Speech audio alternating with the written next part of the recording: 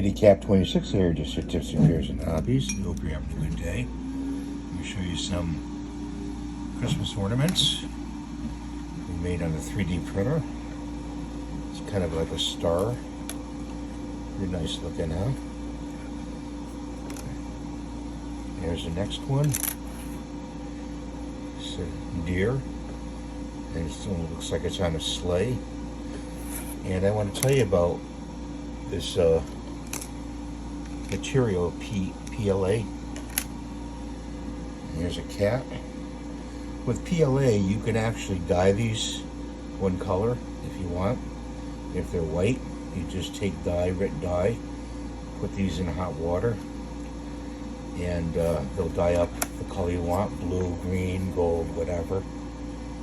And that's how you dye them. Make them colors. So I wish you a pleasant day, a happy day, a day full of blessings from the Lord. I say that with all my heart, and I hope you have a good day. Thanks for watching. Have a great day. Please rate and subscribe with a thumbs up so I can bring you more content. Bye for now.